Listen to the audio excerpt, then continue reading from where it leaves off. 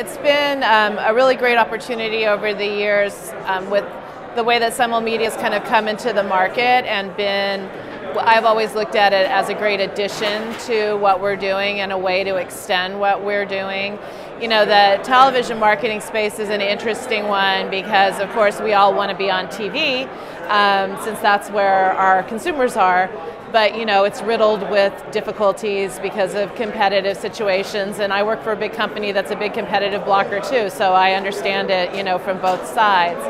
So, you know, working with Simul Media over the years has been incredibly helpful because it's allowed us sort of ahead of the curve, and now the curve is getting bigger for sure, but ahead of the curve really helped us understand who was tuning into our shows and, you know, where the best audiences were coming from and what the best times of day were to reach those audiences and things like that. And we started to really get some information and some interesting patterns and flows that we've sort of adopted over the years.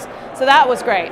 So now that I kind of have been able to wrap my head around the way that they look at the marketplace and look at TV viewing, and knowing that they're going to take this step to partner with Facebook, I think that it's really a great transitional point for us because we certainly have been looking at the social space as it's grown. You know, I've been there since before social was a term, and you know, really seeing what an important impact it has on our fan base and on the buzz and on the conversation that happens with all of our shows.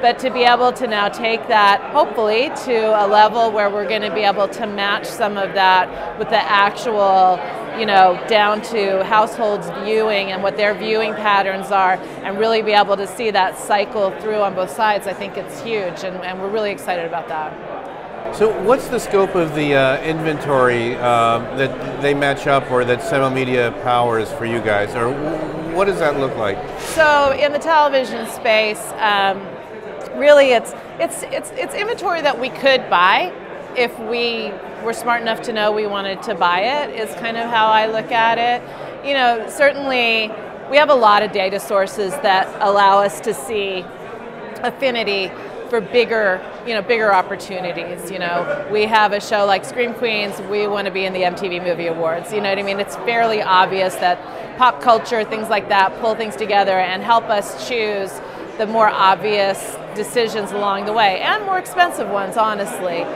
But you know, then having that level of science that gets added to it, working with Simul Media, it allows us to really maximize across all of the different inventory opportunities.